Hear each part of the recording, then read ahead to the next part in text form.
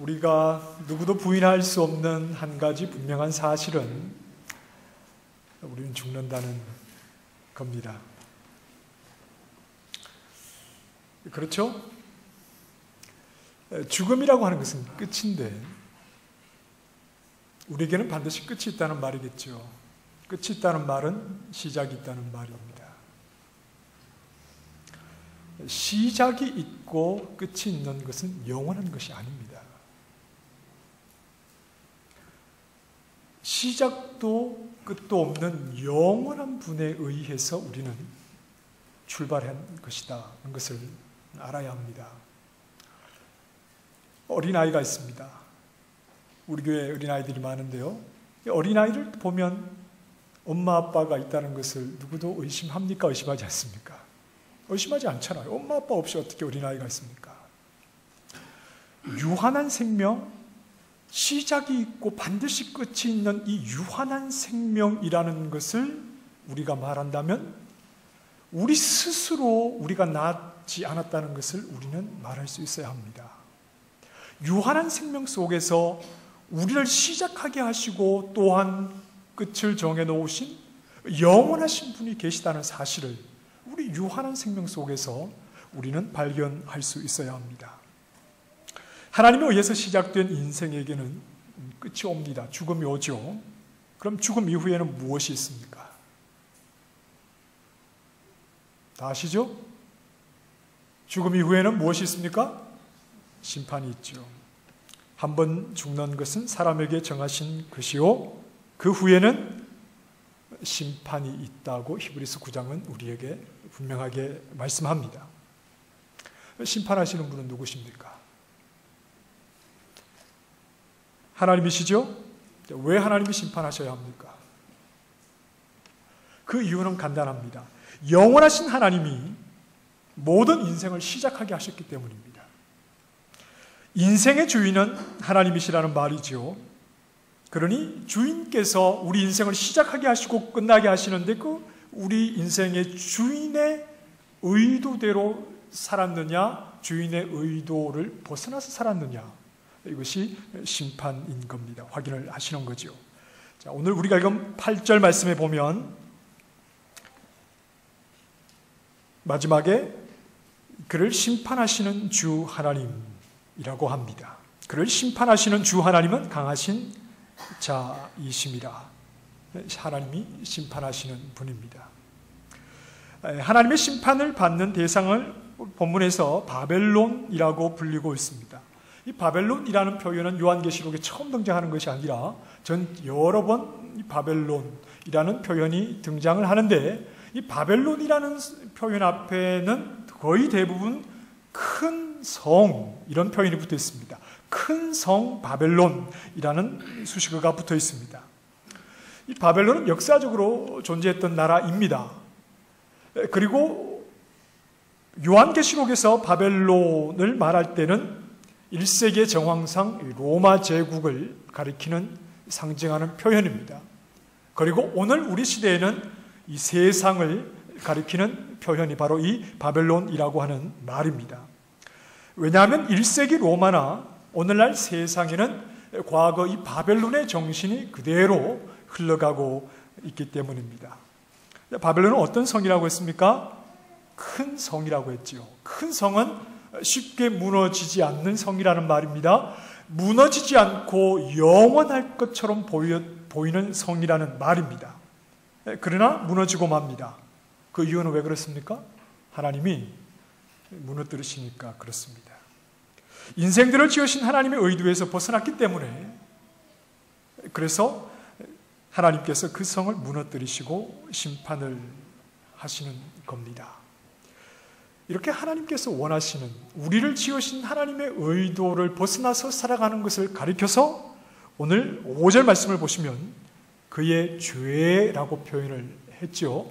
죄라고 표현했습니다. 그런데 그 죄가 어떻다고 했습니까? 자, 5절 같이 한번 읽어보실까요? 시작.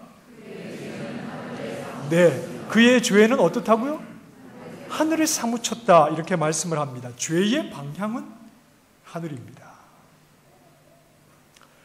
죄는 늘 하늘을 향해서 올라가게 되어 있습니다. 이 바벨탑을 쌓으면서 그 목적지를 어디로 삼습니까? 굳이 하늘로 할 필요 없잖아요.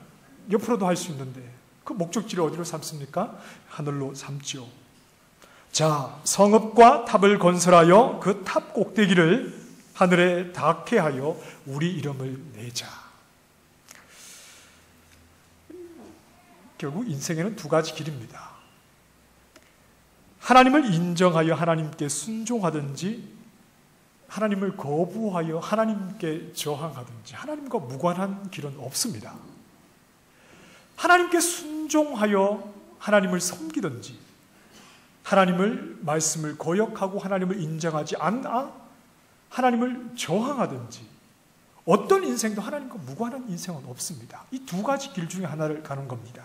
순종으로 하늘을 향하든지 불순종으로 하늘을 향하든지, 하나님 앞에 겸손하게 하나님을 섬기든지, 하나님을 거역함으로 하나님을 무시하든지. 하나님을 무시하는 삶은 하나님과 무관한 삶이 아니라 하나님을 거역하는 삶.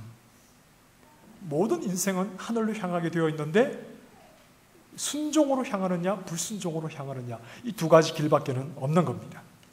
죄는 하늘의 하나님께 저항하는 것입니다.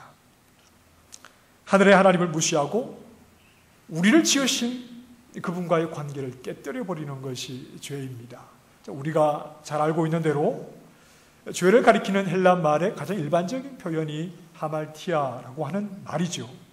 그 의미는 무엇에서 빗나간 겁니까? 관역에서 관역 정중앙을 맞추지 못하고 관역에서 빗나갔다. 이 말에는 의도적으로 관역을 벗어나고자 했다는 것도 포함이 되는 겁니다. 의도적으로 하나님으로부터 지음받은 자이지만 하나님의 의도와 하나님의 목적을 따르지 않고 의도적으로 벗어나는 것도 포함이 되는 거지요.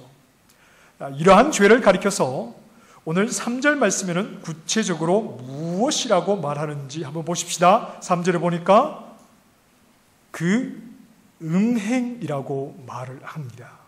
자, 음행입니다. 세상에 하나님의 심판이 임할 수밖에 없는 이유는 세상이 음행의 죄를 저지르고 있기 때문입니다. 이것이 바벨론도 그러했고 1세기 로마도 그러했고, 그리고 오늘 이 시대에도 하나님 앞에 음행의 죄를 계속해서 저지르고 있기 때문에 하나님의 심판이 임할 수밖에 없는 겁니다. 음행이라는 말은 합법적으로 음란을 행하는 겁니다. 합법적인 관계가 아닌데 비합법적으로 음란을 저지르는 겁니다. 정상적인 부부관계가 아닌데 다른 대상과 음란을 저지르는 것을 음행이라고 말합니다. 그러니 음행이라는 말은 매우 관계적인 말이죠. 관계적인 말이긴 한데 관계를 깨뜨리는 말입니다. 합법적인 대상인데 합법적인 대상이 아니라 그렇게 해서는 안 되는 것으로 나아갈 때, 즉 관계 속에 있는데 관계를 깨뜨리는 것을 가리켜서 바로 이 음행이라고 말하는 겁니다. 하나님께서 바벨론을 심판하시는 것은 바벨론이 하나님과의 정상적인 관계를 깨뜨리기 때문입니다. 그게 음행입니다. 유한한 인생이 우리 스스로 생겨난 것이 아니라 어떤 영원하신 분에 의해서 우리가 지음받았는데, 그래서 모든 인생은 그 하나님을 향하게 되어 있는데 하나님을 향해서 순종으로 향하지 못하고 하나님과의 관계를 깨뜨려버리고 하나님을 인정하지 않고 하나님께 불순종과 저항으로 하늘을 향하게 될 때 그것을 가리켜서 관계를 깨뜨린 음행, 이렇게 표현을 하는 겁니다. 모든 인생에게는 정상적인 관계의 대상이 하나님이어야 한다는 말입니다. 하나님이 우리를 시작하게 하신 분이니까요. 하나님이 우리를 지으신 분이니까요. 자, 그런데 하나님과의 관계를 무시하죠. 하나님을 밀어내 버립니다. 그리고 다른 대상을 관계로 삼는데 그 대상이 누구일까요? 하나님과의 관계가 정상적인 관계인데 음행을 저지르는 자들이 하나님이 밀어내고 그 마음에 마음을 다른 대상에게 빼앗기는 겁니다. 그 다른 대상이 누구일까요? 우상입니까? 바로 자기 자신이죠.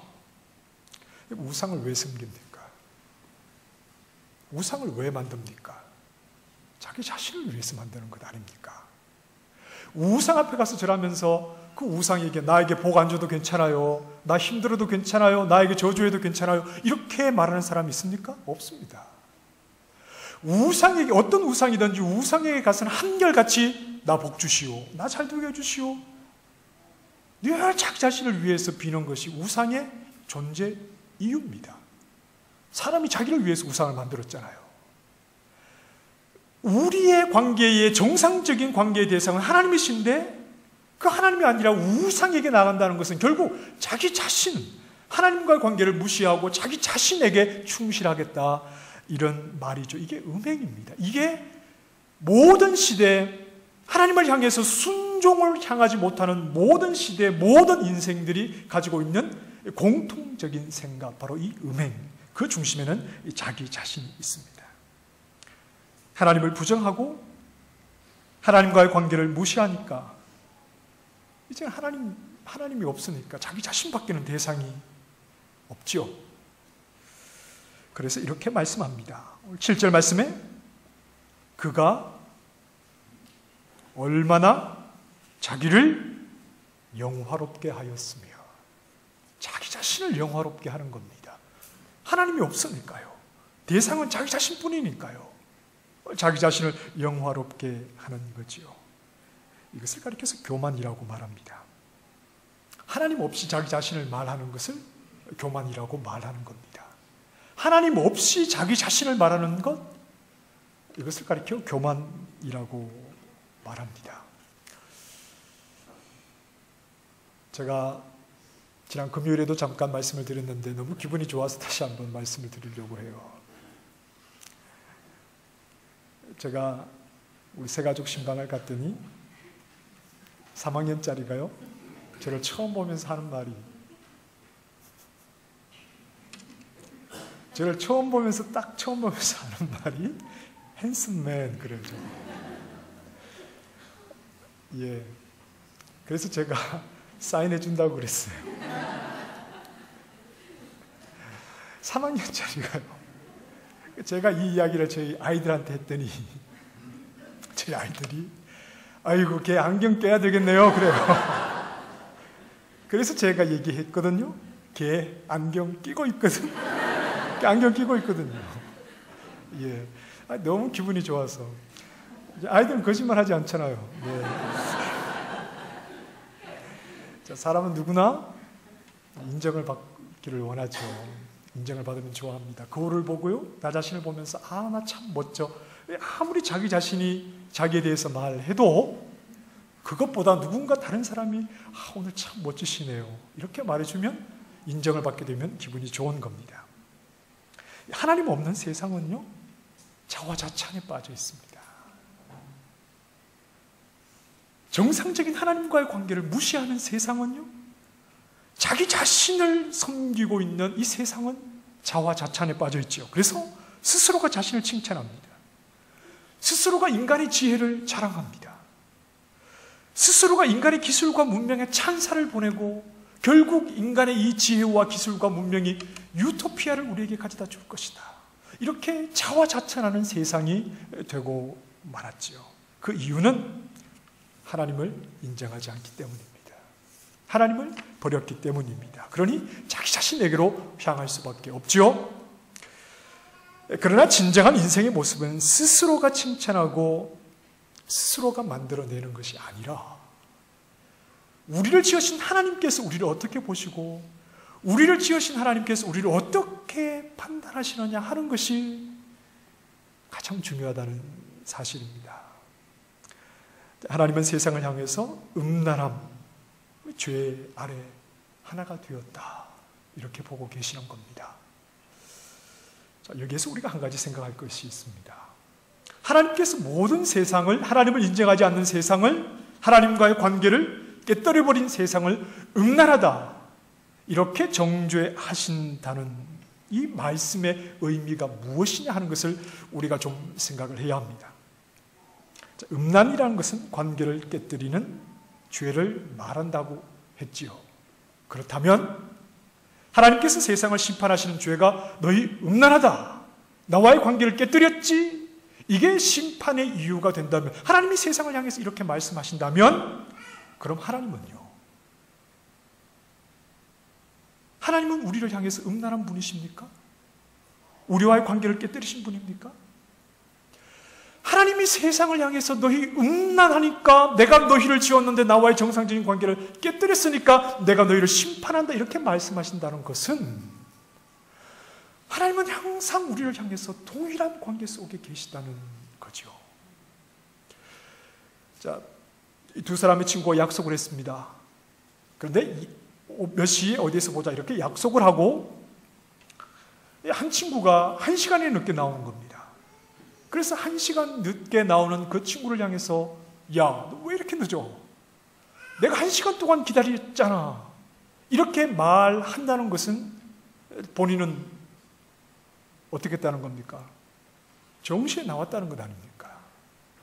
본인도 늦었으면 그런 말을 할 수가 없는 거죠. 본인은 정시에 나와서 기다렸는데 1시간 동안 기다리고 있었기 때문에 1시간 늦은 사람에게 너 왜 이렇게 늦었어? 라고 말할 수 있는 겁니다. 하나님이 세상을 향해서 너희 음란해, 나와의 관계를 너희는 깨뜨렸어 라고 말씀하실 수 있는 것은 하나님은 우리와의 관계에 충실하셨기 때문입니다.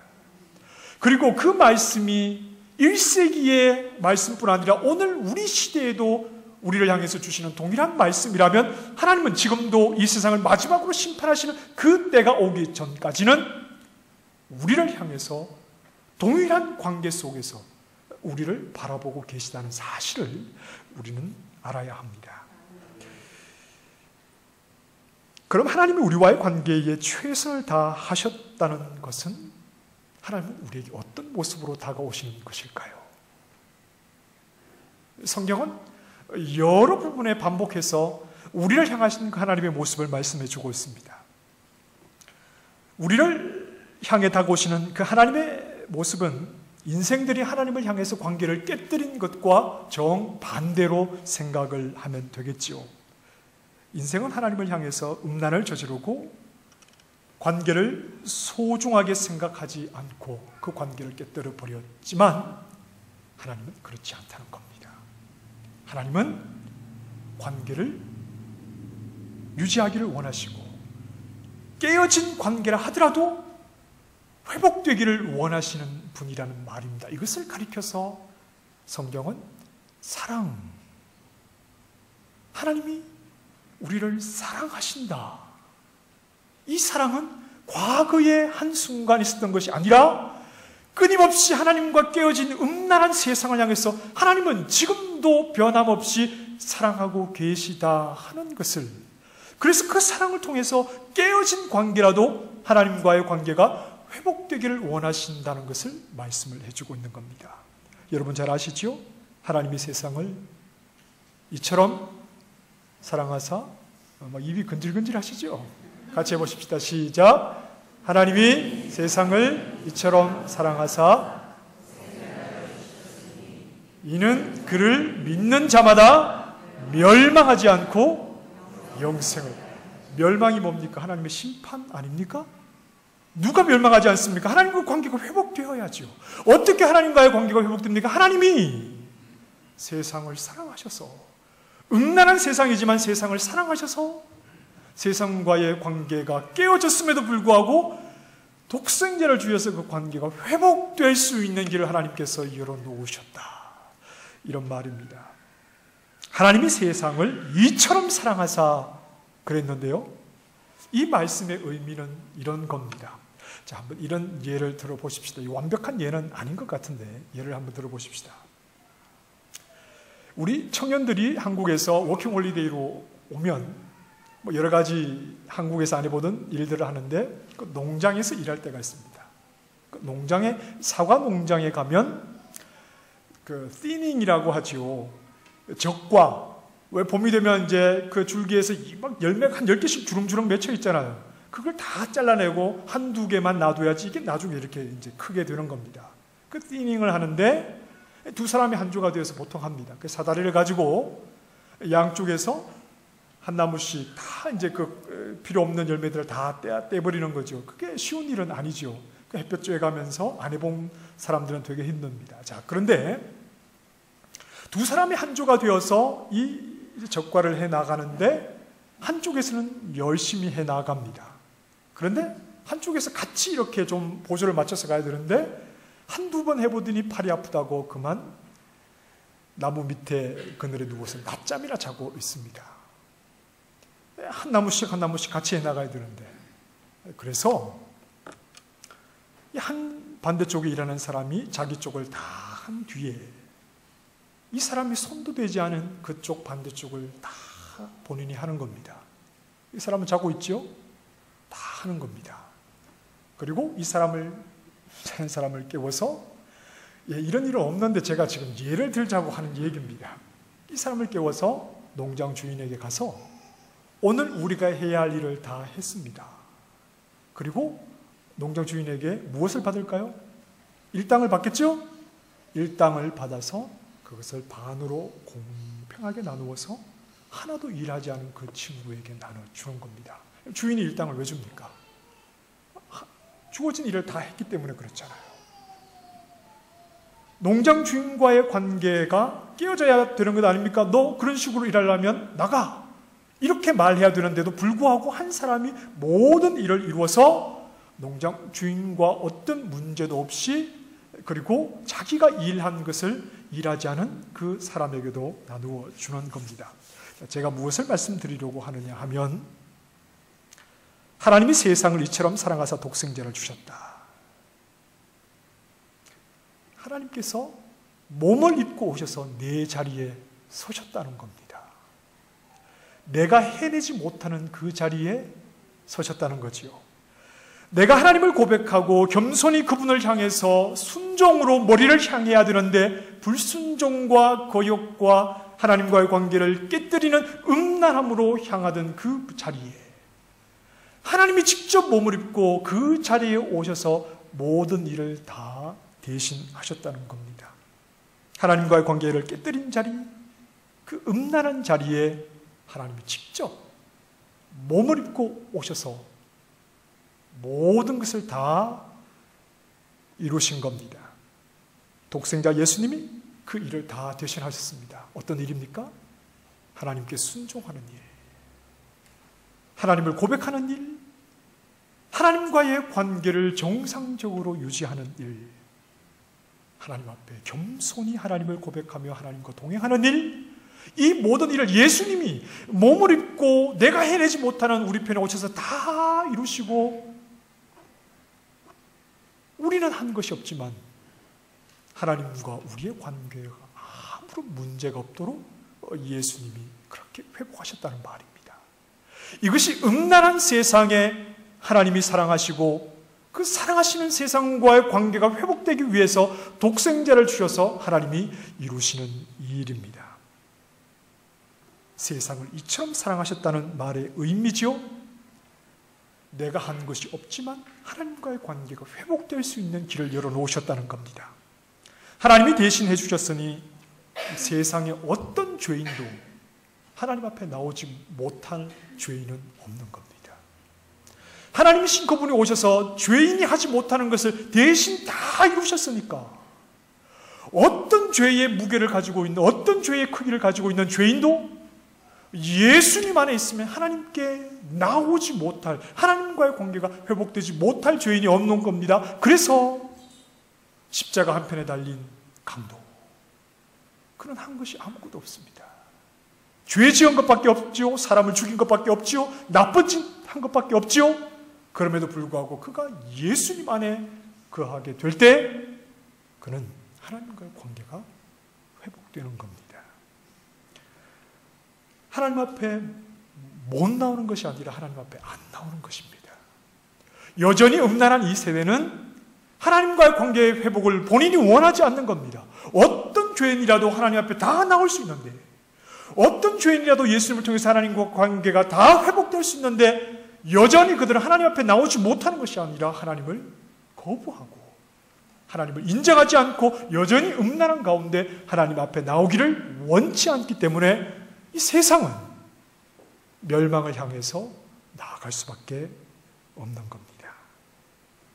자, 우리는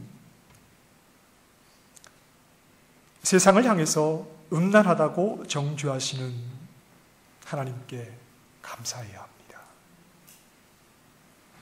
세상을 향해서 너희 왜 음란해? 너희에게는 심판이 있을 수밖에 없어. 이렇게 말씀하시는 하나님께 감사해야 됩니다. 왜냐하면 우리에게 음란함을 지적하시는 하나님은 결코 우리와의 관계를 깨뜨리지 않고 유지되고 회복되기를 원하시는 분이요, 어떤 죄인이라 하더라도 예수 그리스도 안에서 하나님과의 관계가 회복될 수 있는 길을 열어놓으셨기 때문에 음란하다 이렇게 죄를 지적하시는 하나님을 향해서 우리는 오히려 감사해야 합니다.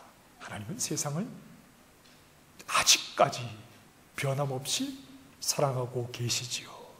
그러나 그 하나님의 때가 차면 심판하시기 위해서 예수님은 다시 이 땅에 오실 것입니다.